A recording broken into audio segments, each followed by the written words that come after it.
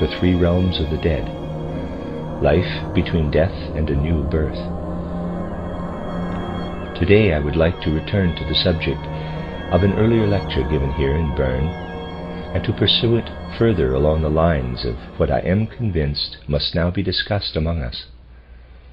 It is clear to me that definite things demanded by the signs of our difficult times must be said in public anthroposophical lectures, so that they will penetrate human ears.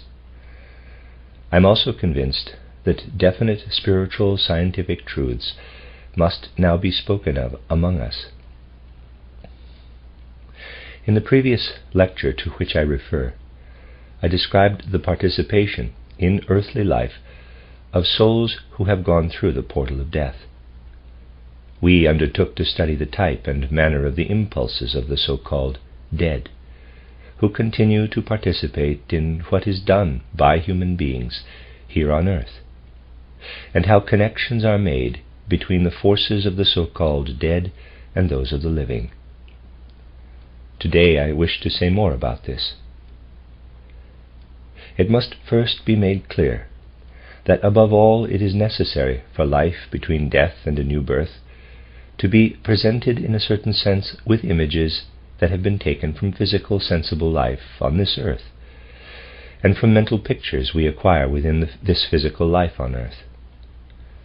Life in the sphere of the dead is such, however, that it can be understood only with great difficulty through earthly concepts and mental pictures. One must try, therefore, to approach this life from various sides.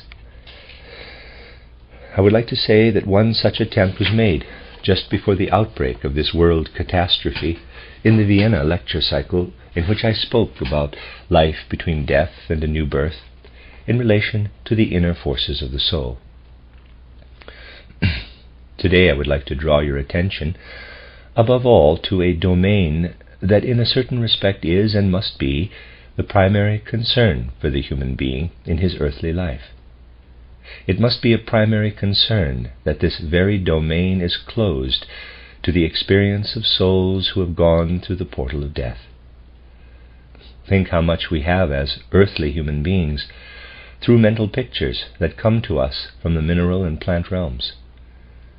To these mental pictures must be added all the impressions and mental pictures that come to us from heavenly space, the starry sky above us, the sun, the moon. Since they enable us, during our earthly life, to have physical images as perceptions, they belong precisely to what I am now calling mineral nature. This mineral nature, and essentially, I say essentially, the plant nature as nature, are excluded from what souls will perceive between death and a new birth. In this connection, there is something especially characteristic regarding the experiences of the so-called dead. When we human beings here on earth confront the mineral or plant natures, we have a quite definite consciousness. I have said on another occasion, it is true, that it is an illusion to speak of the absence of pain or the absence of pleasure in the mineral and plant realms. Through what we human beings perform with our actions, however, we make impressions on the mineral realm and also on the plant realm.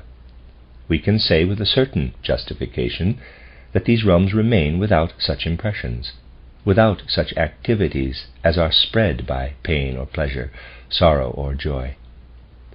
You know that if we as human beings smash a rock, certain elemental beings will indeed experience pleasure or sorrow, but this does not enter our ordinary everyday consciousness.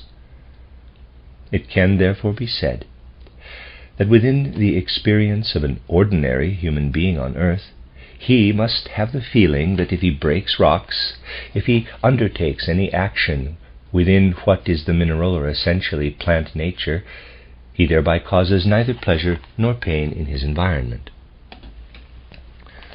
This is not at all the case in the realm man enters when he has gone through the portal of death. One must be clear, above all, that there the slightest deed that man does, even if he only barely touches something, we must bring into service words from earthly language, is bound in this spiritual realm to arouse either pleasure or sorrow. It arouses some sort of sympathy or antipathy. You must therefore picture this realm of the dead in such a way that one can barely touch something, cannot make even the slightest contact, without causing whatever has been touched to experience pleasure or sorrow, that is, without calling forth sympathy or antipathy. This has already been pointed out in my book titled Theosophy, in which the realm of the soul is described, and in which the most important forces in that realm are sought precisely in the forces of sympathy and antipathy. Such facts must become living ideas, however. As one becomes conscious of the working together, in a certain sense, of the realm of the dead and the realm of the so-called living, one must also picture how the dead operate, so to speak, in their own realm. They operate in such a way that they must always be conscious that everything they do will call forth sympathy or antipathy, joy or sorrow. Everything they do induces, if I may so express it, a resonance of living sensation. What one could call insensitivity, in the sense of our plant and animal realms, is not there at all on the other side of the portal of death. In a sense, this characterizes the lowest realm that man enters when he has gone through the portal of death. Here, when he comes through the portal of birth into the physical realm, he enters the lowest domain, the mineral realm. When he enters the spiritual world, he finds himself in a realm with a universal faculty for sensations, in a realm where sympathy and antipathy hold sway. Within this realm he unfolds his forces. He works within this realm. When we picture him as being active there, we must also picture the sensation-bearing forces constantly proceeding from his actions, forces carrying sympathy and antipathy. What is the significance of these forces in the entire web of relationships of the universe? You see, we have arrived at an issue that can be unraveled for our physical earthly life only through spiritual science. You will realize its importance if you consider all the implications. So much has occurred in the present time that the person who will only find an explanation of the world within the physical renounces any explanation that he does not conceive of as an explanation. Something that in modern times is regarded as such an explanation is the principle of evolution for the animal beings inhabiting the earth with us. I need only draw your attention to all that has appeared recently to support what is called the theory of evolution.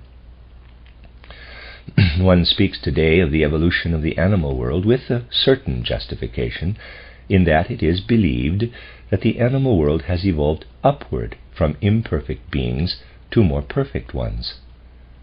A better way to express it would be to say that the animal world has evolved from undifferentiated beings to more and more differentiation, finally to human nature, insofar as man is a physical being. This theory of evolution has already entered popular consciousness to a great extent. It has even become, in a certain sense, a component of the secular religion of humanity. The various religious faiths make an effort to reckon with this theory of evolution. They no longer, at least in their more important representatives, have the courage that was still theirs only a short time ago to testify against this theory of evolution. To a certain extent they have accepted it themselves and have come to terms with it. One could now ask, however, what is actually at work in this evolution of the animal beings, if they evolve from imperfect to more perfect beings? What is at work in all that one can observe in the animal world, not only in its evolution, but in the overall existence of the animal world? Strange as it may sound to a modern person, one discovers upon entering the realm inhabited by the dead, through clairvoyant consciousness, that the forces prevailing over a large part of the animal world are coming from the dead. Man is called upon to be a co-ruler of the impulses in the cosmos. In the mineral realm, he has only to do with what he constructs as machines and the like through his technology, in obedience to the laws of the mineral realm. In the plant realm, it is a matter of what he sows and cultivates as a gardener or farmer. In these two realms, he can at most take only second place during his life between birth and death. With the realm that is mirrored here on earth in animal existence, however, he is much involved in that after death certain forces immediately awaken in him, in that he immediately enters and works within a domain of forces that rule this animal realm. It is, in a certain sense, the basis, the foundation for his activity there, precisely as here the mineral world is our foundation.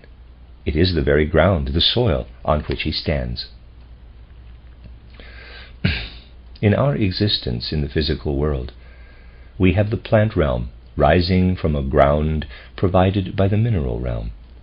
Similarly, for the dead, the realm in which rule sympathies and antipathies, which then extend into the life of the animal realm on earth, provides the foundation for a second realm. In this second realm, the same things are not so much at work in the dead. The mere experiences of pleasure or sorrow, the transmission of merely sensation-bearing impulses that then continue, that then are active in the world. This second realm works essentially with what can be called the strengthening and weakening of the will forces belonging to a human being after death. If you wish to know more about these will forces, refer to the Vienna lectures, in which I pointed out that the will that is characteristic of the human soul between death and a new birth is not exactly like what we call will here in physical life. We can speak of it as will, however, although it is entirely different there. It is permeated there by elements of feeling, and by yet another element that does not exist here on earth. This will in the life of the human soul after death is in a constant ebb and flow. When one is in communication with a dead human being, his soul life is experienced such that at one moment he feels strengthened in his will impulses, stronger in himself. At another moment his will is somewhat lamed, it sleeps. His will fluctuates between becoming stronger and becoming weaker. This is an essential aspect in the life of the dead. This strengthening and weakening of the will are impulses, however, that flow not only into the basis for the realm of the dead, but also into the human realm here on earth. Not, to be sure, into our thoughts in ordinary consciousness, but indeed into all that we experience here as will impulses and also as feeling impulses. It is, of course, a strange fact that man in his ordinary consciousness as a physical, earthly person experiences clearly only his sense perceptions and his thoughts. Waking consciousness only exists in this perception and thinking. Feelings are actually only dreamt, and the will is generally slept through. No person knows what happens when he just raises a hand, that is, when the will plays into his bodily organism, in the same way that he knows his thoughts. There is also the rule of the feelings, although this is somewhat clearer in consciousness than the rule of the will. It is still dark. It is no brighter than the pictures we have in our dreams. Passions, emotions, feelings are in truth only dreamt. They are not experienced in the light of consciousness that lives in the sense perceptions and mental pictures, and our will is not experienced consciously at all. In all that plays into waking life as dream or sleep, the dead are living. They live with souls who are incarnated in physical bodies on the earth. They live in them just as we live within the plant world, except that we are not inwardly bound to the plant world as the dead are to our feelings, emotions, and will impulses. They live continually in all of that. This is their second realm. While here we unfold our feelings and sensations in human life, the dead live in this life continually, and indeed in such a way that the fluctuating, which I have just been describing as the strengthening and weakening of the will, as the increasing or declining of the will of the dead, has a certain relation to what here on earth the so-called living are dreaming and sleeping through as feelings and will impulses.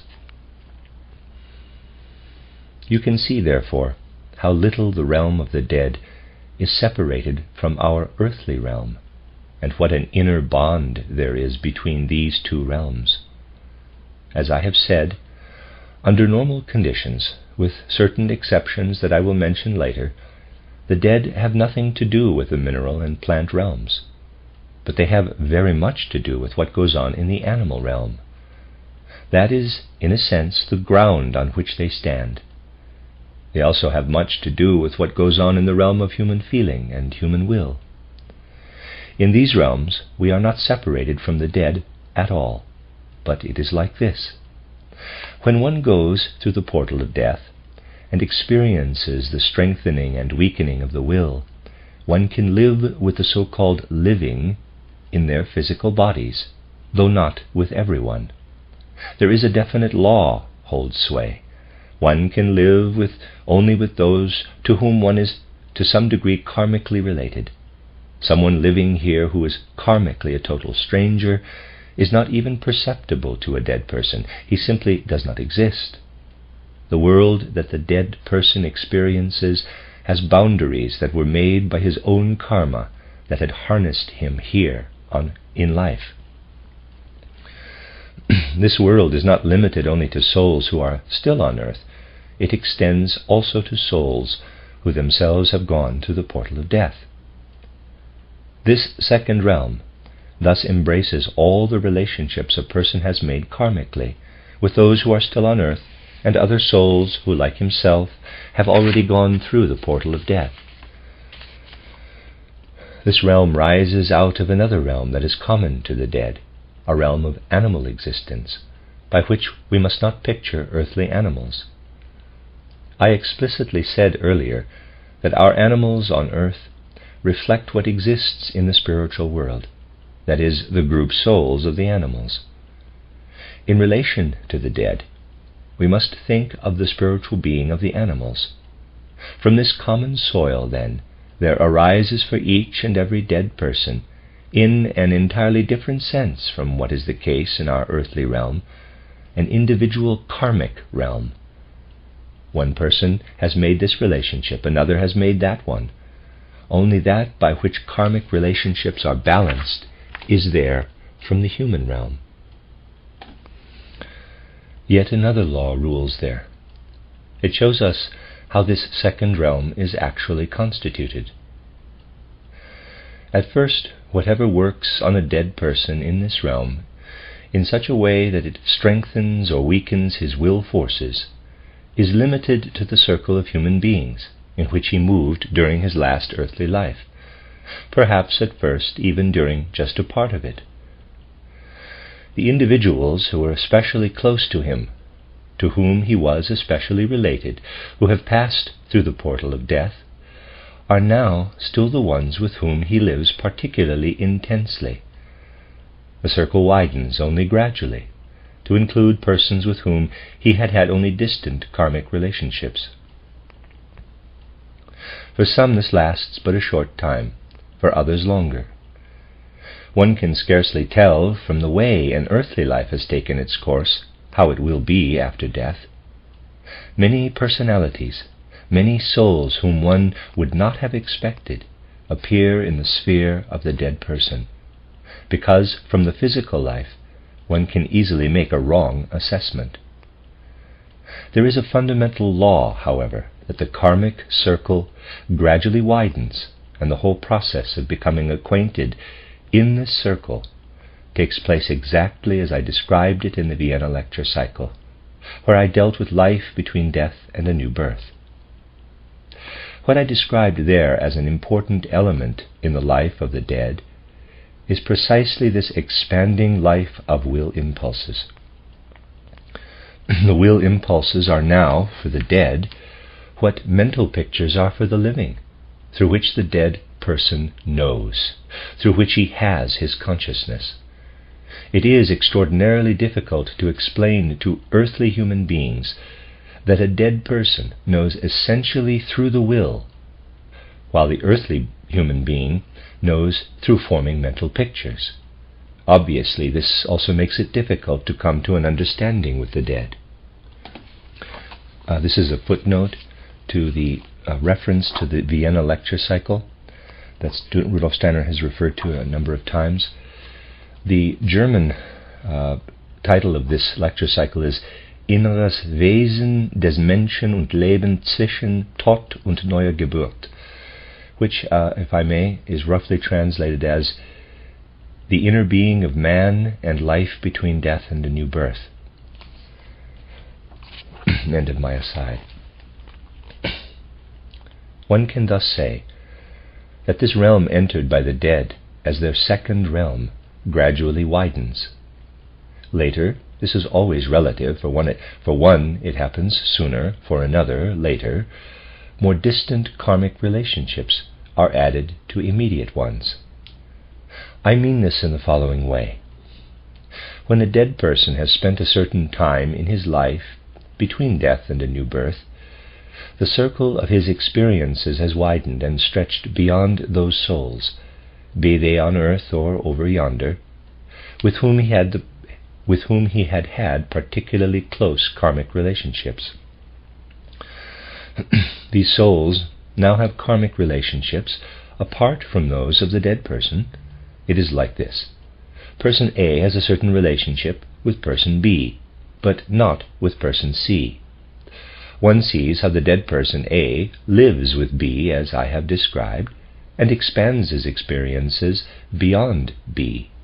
Later it comes about that B becomes a go-between to person C. Previously A had had no relationship to C, but now he acquires that relationship directly through B's having a karmic relationship to C. Through this, the second realm, slowly, gradually, expands over an extremely large area. One becomes ever richer, as it were, in such inner experiences of strengthening or weakening the will, experiences that gradually accustom us to the realm of the dead, or living souls, after we ourselves have gone through the portal of death. An essential aspect of life between death and a new birth is precisely that, as souls, we, if I may express myself trivially, increasingly widen our circle of acquaintances.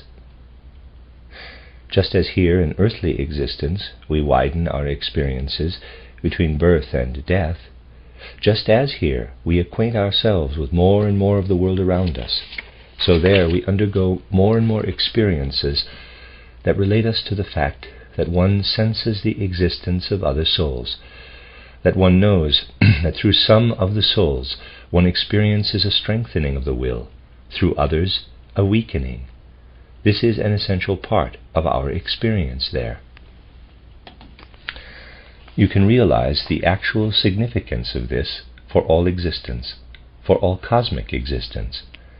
It means that actually, in a certain relation between death and a new birth, a spiritual circle of acquaintances is being formed among a great portion of humanity around the earth, not just that faded ribbon the pantheists and mystics dream and thrill about.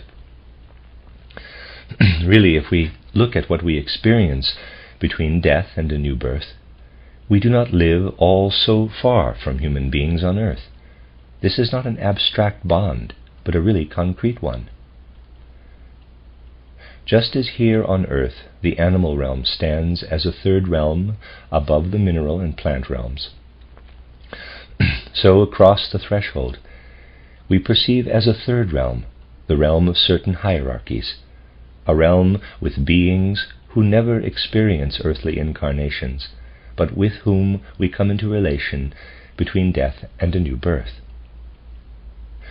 This realm of the hierarchies is across the threshold, the same thing as what gives us, between death and a new birth, the fully intense experiences of our I. Through the first two realms we experience the other. Through the hierarchies we experience ourselves. One can even say that as a spiritual being within the hierarchies, man experiences himself as a son, as a child of the hierarchies. He knows himself as he is related to the other human souls, as I have described it. He knows himself at the same time as a child of the hierarchies. As he feels himself here, when he perceives himself in the cosmos as a fusion of the outer natural forces and the surrounding cosmos, so across the threshold he feels himself organized, as it were, as a spiritual being through participation of the different hierarchies. Here, if we observe ourselves as human beings, this should certainly not engender any pride in us. We see the so-called lower realm of nature and ourselves placed at the peak of these realms of nature. We go through the portal of death and find over there that we are on the lowest level of the realms of the hierarchies, but as the fusion of impulses from the hierarchies. There, however, the fusion comes from above, while here it ascends from below.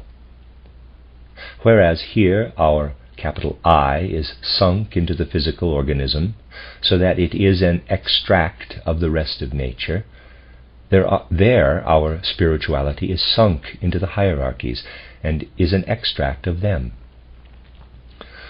One can also say that there it is our spirituality with which we clothe ourselves, while here it is our bodily nature in which we are clothed when we come through the portal of birth. An imaginative perception can already picture the general course of life between death and a new birth. Indeed, it would be extremely sad for a person if he were not able to create such mental pictures. Just think. We are not separated from the dead at all in our life of feeling or of will. What is removed from our gaze is only hidden from our sense perceptions and our mental pictures. It will be a giant step forward in the evolution of the human race on earth, in that part of human evolution that we still must live through, if someday people become conscious of the fact that in their impulses of feeling and will they are one with the dead. Death can indeed rob us of our physical view of the dead and of our thoughts of them. There is nothing that we feel, however, without the dead being there with us in the sphere in which we feel. Likewise, there is nothing that we will without the dead being there with us in the sphere in which we will. I spoke earlier of exceptions regarding the mineral and animal realms. Such exceptions are especially valid for our present epoch. They did not carry much weight formerly, but we do not need to speak of this now. In our time, in which a certain materialistic conviction is of necessity spreading over the earth, human beings can easily miss the chance to acquire spiritual mental pictures during their earthly lives. In yesterday's public lecture, I even went so far as to draw attention to how a person, if he fails to acquire spiritual mental pictures during his earthly life, chains himself to this earthly life. In a sense, he cannot escape from it, and he becomes therefore a source of disturbance. Many of the destructive forces working in the earthly sphere come from these dead individuals imprisoned in it. One must have compassion for such human souls rather than judge them critically, because it is not particularly easy to have to remain after death within a realm that is actually not suited to the dead. The realms in this case are the mineral and plant realms, actually that mineral realm that the animals bear within them, that man himself bears within him. These beings are permeated by the mineral realm. For individuals who have not absorbed spiritual mental pictures, the situation is such that they shrink from this experience after death. Feelings are aroused at all times, warning them that they cannot enter the realms that govern animal and human spirituality, and that they can enter only what is mineral and plant nature. I can scarcely depict this, because language has no words for it. One can only approach slowly and gradually what lies actually at the foundation, because the approach is at first something too frightful. One must not imagine that such dead souls are then permanently banished from the life I described earlier. They draw near to this life with a certain dismay and fear, however, and rush back again and again into the plant and mineral realms, because the mental pictures they had constructed only have a certain significance in the mineral realm, in the realm of dead objects, the realm of physical mechanisms.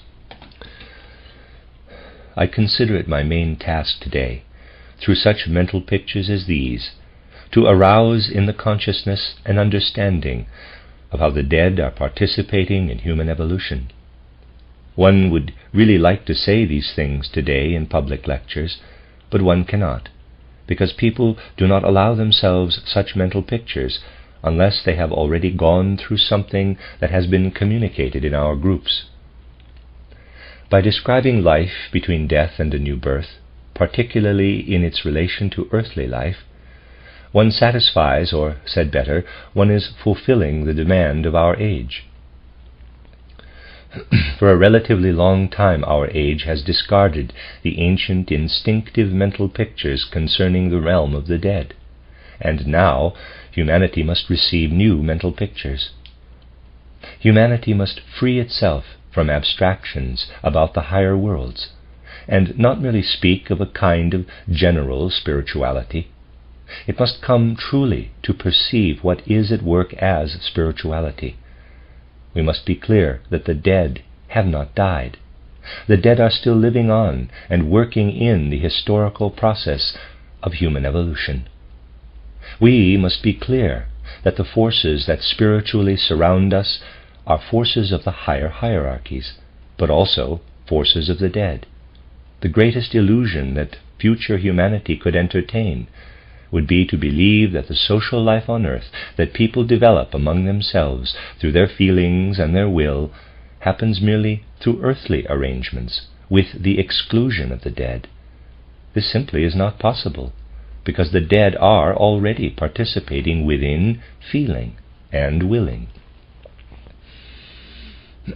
It may be asked how it will be possible in the midst of impulses of the new age to develop consciousness in the right way to perceive this kind of gathering with the spiritual world.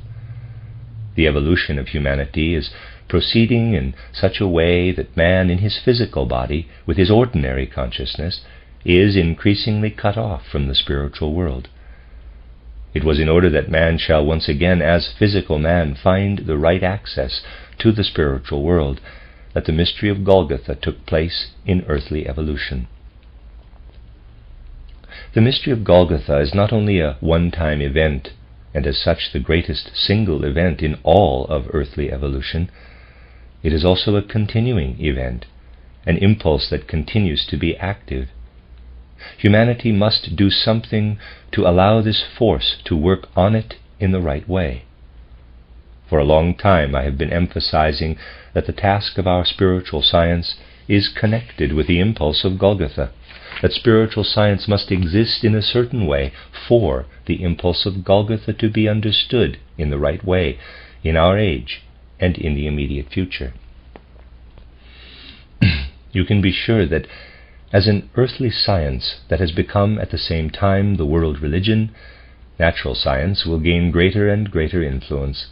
I am often reproached for seeming to be unfriendly to the natural sciences, even in their radical developments, a reproach that belongs to the most old-fashioned prejudices imaginable, because whoever understands the course of the evolution of the earth understands that the natural sciences cannot be proved wrong, and that, on the contrary, they will spread further and further. A kind of religious belief in them that now sweeps through the world is not to be halted in any way. It will come, It advances confidently, and it comes, quote, for the blessing of humanity, unquote. The time will not be long, perhaps only a few decades, before all the religious faiths will find themselves unable to save even the most simple, primitive human beings from consciousness of a purely natural existence such as natural science cultivates. This is inevitable. Something else is also certain, however. Just as the purely natural scientific world conception gradually seizes human feeling, Gemüt, it will be less and less possible for the spiritual element itself to be cultivated by natural science. The spiritual element will have to be brought in just as strictly scientific a way, while natural science will still be recognizing the natural existence.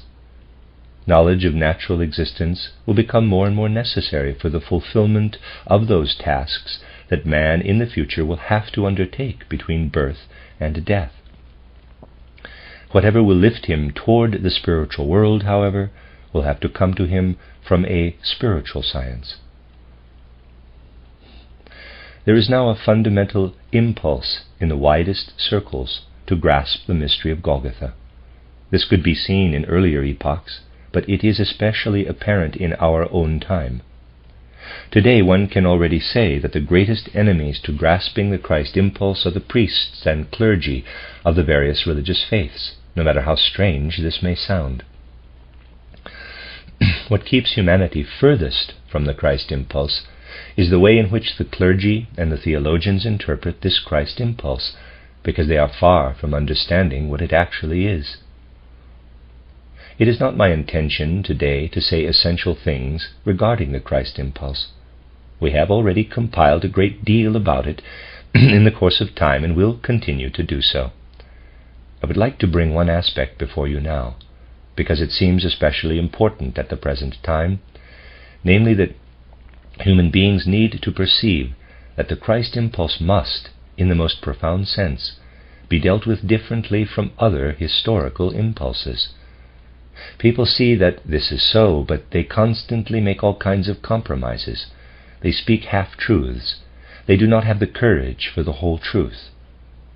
What one must perceive is that it is impossible to speak about the Christ impulse with the same methods with which one speaks of ordinary history. Significant theologians say that it is foolish to speak of the Gospels being true in an ordinary historical sense, because all that can be offered as historical proof that Christ lived can be written down on a couple of sheets of paper. Well-known contemporary theologians thus acknowledge that it is useless to look to the Gospels if one wishes to deal with them only as historical sources. There is no way of proving that they are presenting historical facts. This is considered to be self-evident today. All that can be produced as historical proof, similar to authentic documents, concerning other personalities of world history, can be written, according to the famous theologians, on a couple of sheets of paper. The real significance of this is, however, that even what stands written on those few sheets of paper is not true in the ordinary historical sense. Humanity will have to acknowledge the fact that historical sources, such as there are for Socrates or Caesar, are simply not there for the existence on earth of Christ Jesus. His existence must be grasped spiritually. This is the essence of the matter. Humanity will have to receive in the mystery of Golgotha something for which there are no physical proofs, but which must be grasped in a spiritual way. Concerning everything else, humanity can always keep searching for historical proofs. But for the mystery of Golgotha, these will never, in the most profound sense, be of any use. Humanity should be urged not to grasp this important event on earth in a physical historical way, but to try to approach it with a spiritual understanding. He who will not grasp the mystery of Golgotha through spiritual understanding of earthly evolution, without historical documents, will never be able to grasp it. This is the will of the gods, one can say. Regarding the most important event on earth, humanity must exert spiritual activity. The mystery of Golgotha can always be refuted historically. Humanity can understand it only if it rises to a spiritual comprehension of the world. Only spiritual science, as such, can speak of the reality of the mystery of Golgotha. One could say that everything else is out of date. Read the recent book by a theologian, a book remarkable in spite of everything, which develops all the Jesus theories of the New Age, from Lessing to Freda. You will find proof in such a presentation that in this field history really must take second place, that there must be a new kind of comprehension. This can be found only on the spiritual scientific path.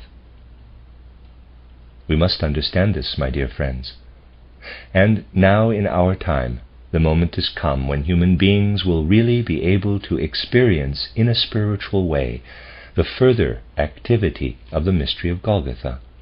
This is the reason that I have spoken of the spiritual, etheric reappearance of Christ in the 20th century, and that I presented it in my first mystery drama. It will be a spiritual experience, however, a spiritual, clairvoyant experience.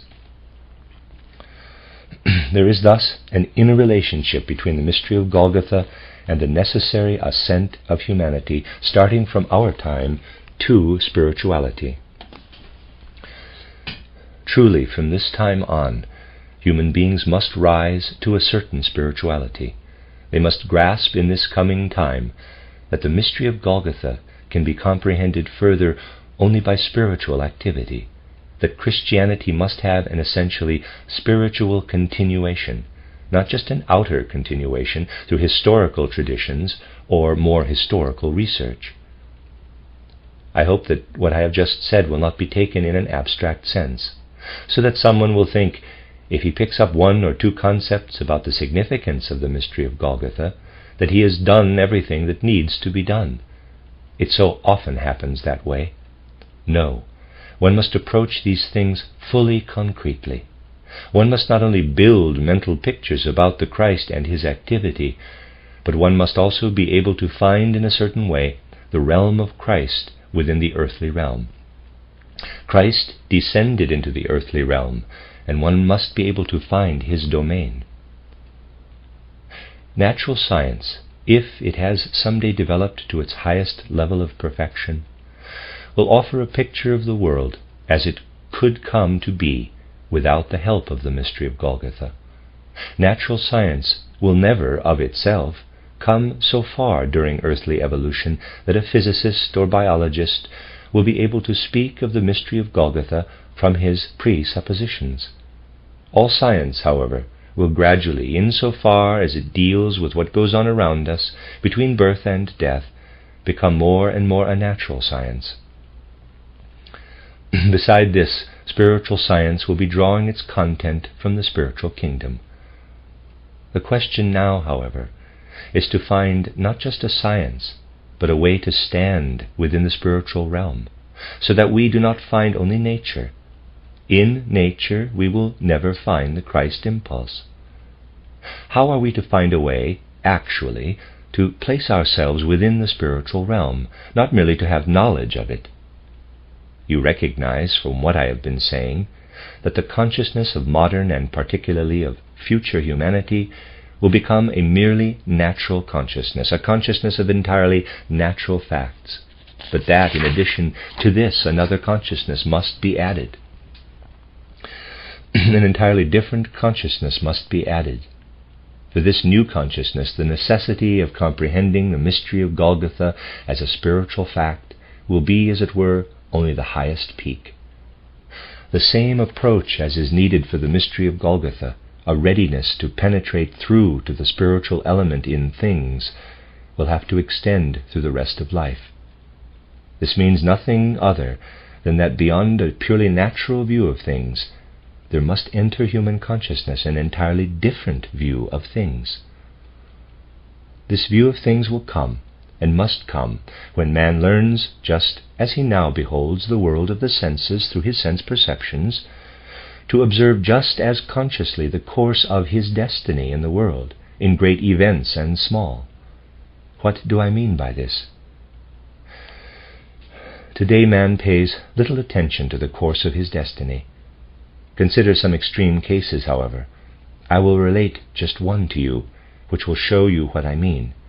And it is only one case out of thousands. One could relate thousands of such cases, countless thousands. A man leaves his house to go for a walk along a path he knows quite well.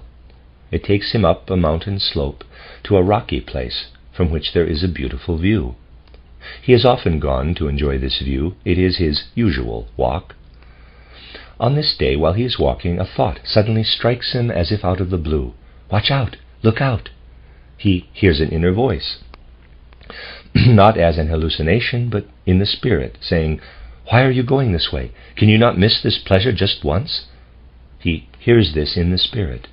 It makes him hesitate, and he steps off the path to think for a moment. At once a tremendous mass of rock plunges down over the very spot where he would have been had he not stepped aside. It would obviously have killed him. Now I ask you to consider for a moment what role destiny was playing there. Certainly something was active. The man is still alive. The lives of many human beings on this earth are connected with his life. All of them would have been changed if the rock had killed him. Something was accomplished there.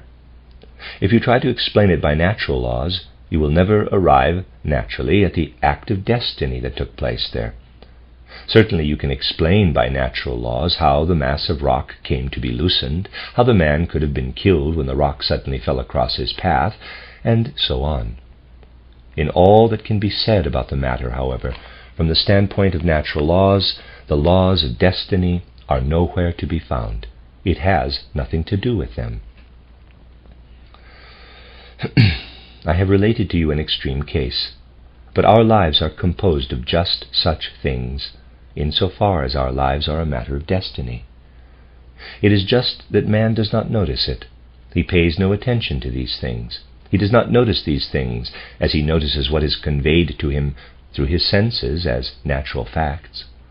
From day to day, from hour to hour, from moment to moment, things happen of which only one example has been given, the extreme case as I have just described. Think how often, for instance, you are about to leave your house and are delayed half an hour. One must study even the small things. Such things and similar ones happen thousands of times during our lives. You only see what happens when you have been delayed that half hour. You do not consider what would have happened completely differently if you had gone out as scheduled half an hour earlier. Quite another realm is thus continually reaching into our lives, the realm of destiny, a realm to which as yet modern man pays no attention, because he casts his gaze only at what has happened, and has no interest in what is constantly being prevented from happening in his life. None of you sitting here this evening can possibly know whether 3 hours ago you may have undertaken something that was then prevented from happening, something that would have kept you from sitting here tonight, perhaps even from still being alive tonight.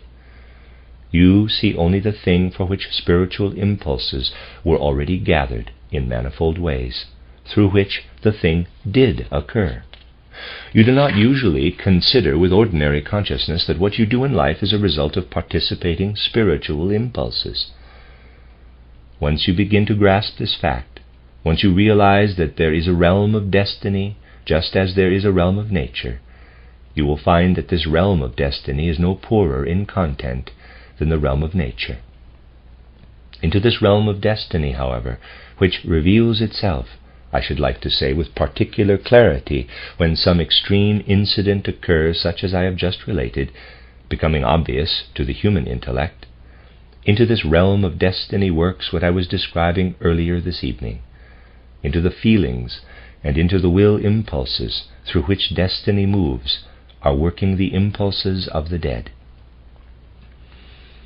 In spite of the fact that a man who says such things today is still looked upon by the entire intelligentsia as a superstitious fool, it is nevertheless true that with the same exactness with which one expresses a natural law today, one can also make the following assertion.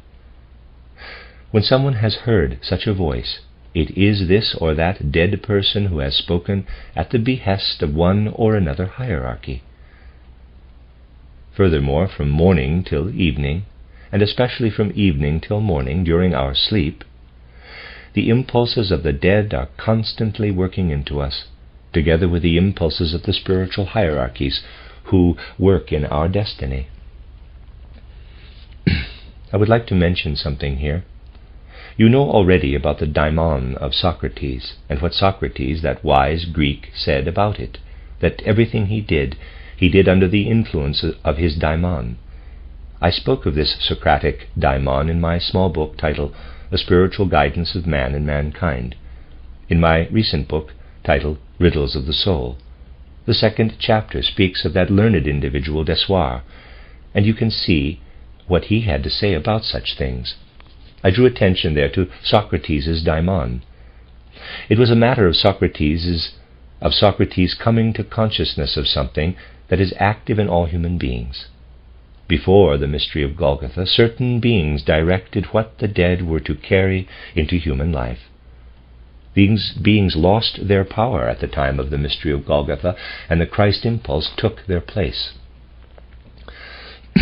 Now you have the Christ impulse bound to human destiny in the way described by spiritual science.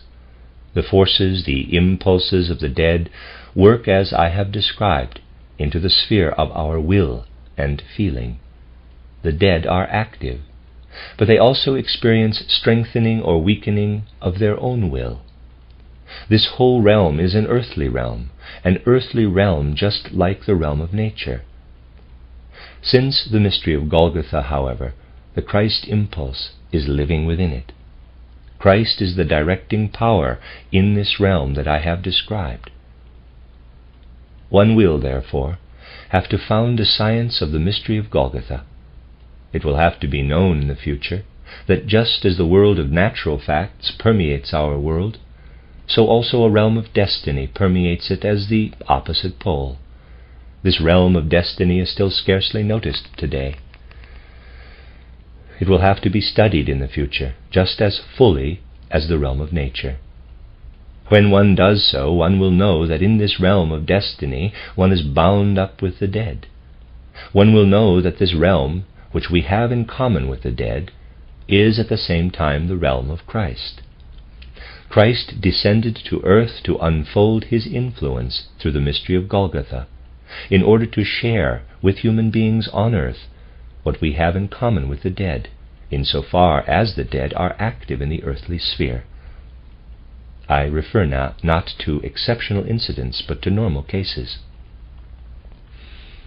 This must not remain merely an abstract truth, merely a conceptual truth, or perhaps just a Sunday truth, to be recalled occasionally, quote, because after all something of the sort might possibly be true, unquote. Man should walk through this realm of destiny as consciously as he walks through the realm of his sense perceptions. He should be able to go through the world, making use of his eyes and yet also feeling himself to be woven right into this realm of destiny. He should be able to feel that in this realm the forces of Christ are always united with the forces of the dead. If these things were the case, dear friends, humanity would develop in itself a real, concrete, and sensitive life with the dead.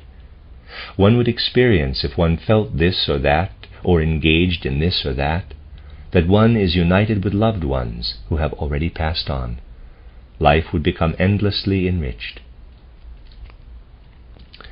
At the present time, we do not altogether forget our departed ones. We hold them in our memory. An intense life, and that will be the only true life, because otherwise life will be slept through insofar as destiny is concerned, will take hold of humanity and will lead one not only to hold the dead in the memory, but to the knowledge that when you do this, when you work toward that, when you undertake this, when you succeed in that, this or that dead soul is participating.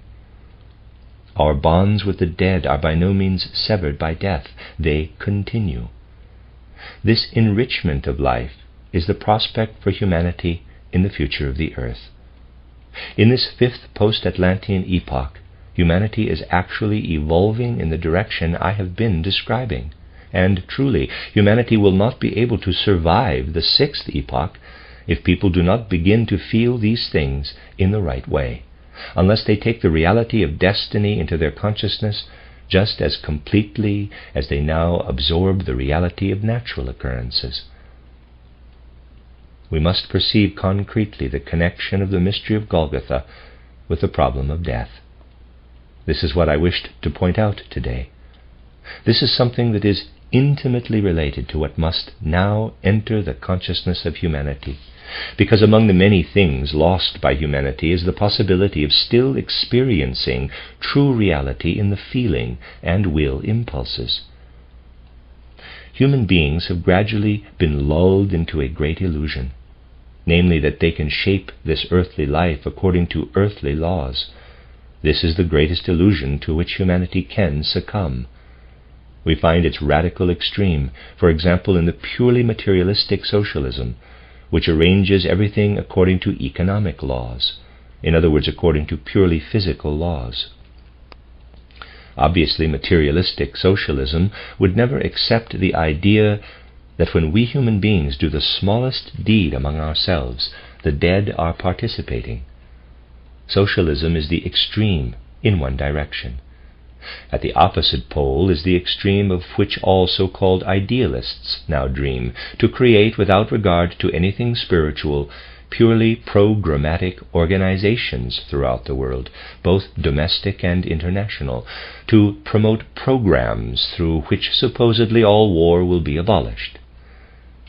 It is impossible to convince people who cherish such an illusion that they do not thereby destroy what they wish to destroy, but rather are burdening themselves all the more with the monster they had wished to destroy. There is plenty of goodwill in these things. It is simply what must emerge from the materialistic consciousness of this time, what results, I would like to say, as the political peak of the whole essence of the world. It will lead to the exact opposite of the desired goal. The important development that must spread over the earth is an understanding of destiny. It is this that must take hold in the making of laws and the forming of political organizations, because it must provide the foundation for the structure of social conditions. Whatever is incompatible with the spiritual evolution of humanity will simply dissolve. It will break down or wear out. This is all closely connected with what the signs of the times are proclaiming today. We have no need here to do political campaigning, if I may express it so crudely. Naturally, we would not do that. The demands of the times, however, must be observed carefully by persons who wish to concern themselves with the spiritual evolution of humanity. It must be understood that on the path most commonly traveled today, the Christ will only be lost. He can be won as the rightful King and Lord of the earth only through humanity's ascent to spirituality. Of this you may be sure. Christ must not be sought as the various faiths seek him today, faiths that in a remarkable way have already acceded to every possible compromise in interpreting Christ. Here and there they have even agreed on how to celebrate the Christ as a god of slaughter. Christ must be sought where he is to be found in reality, through human beings coming to understand the realm of destiny as a reality in which Christ will be found, as we have suggested today. Only then will an international organization have been created that will signify the spread of real Christianity over the earth. You have only to reflect for a moment to realize that we have not yet approached this goal. Think what would happen if you were to offer all the people who now talk about wishing to establish peace around the world, and who does not talk about it, a program to make Christ available to humanity. Then peace would come, lasting peace, insofar as it is at all possible on earth. Imagine what all those organizations, created, I grant you, out of sincere goodwill, would say if you presented them with such a program. We have even experienced a quote-unquote peace program going out from, quote, Christ's representative on earth, unquote. You will not have found within it, however, much of Christ. I know that these things are not taken seriously enough at the present time. Unless they are taken seriously, humanity will not be able to follow a healthy path. Just as it is a necessity that the mystery of Golgotha be grasped on a spiritual level, so it is also a necessity that human beings understand clearly the signs of the times, that they see in spiritual science something without which even the outer social structure of the future cannot emerge. In closing, I am obliged to say something to you that I have also had to say to the other groups. It is an unpleasant task. This matter is known to most of our friends. Even so, I must make formal statements for the sake of completeness. I do not know whether you are all aware that the most unbelievable slanders are being circulated in the world, tales of a character that one wonders how such a monstrous impulse could invade people's minds. Our spiritual scientific movement must be protected from such, one has to say it, vicious slanders. It is necessary, therefore, for the immediate future, regardless of the fact that help ought to be available to our friends for problems relating to esoteric development, that what have been private conferences in the ordinary sense can no longer take place. It is precisely these private conferences that have given rise to the slanders. This statement in itself would be incomplete, however. A second must follow it, namely, that whoever wishes to, obviously only whoever wishes to, may relate quite frankly and fully everything that has been said or done at any time in these conferences. There is nothing in our movement that needs to be hidden if one speaks the truth.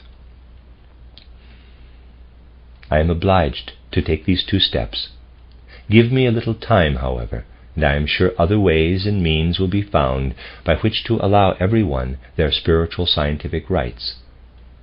The spiritual scientific movement must not be interrupted, however, by things that have nothing whatever to do with it. It is therefore particularly those who belong most truly and honestly to our movement who must understand that these conferences in the ordinary sense can no longer take place, and that I also release everyone from any kind of obligation. Anyone, anywhere, may make known what he wishes. No one must, of course, but as far as I am concerned, there is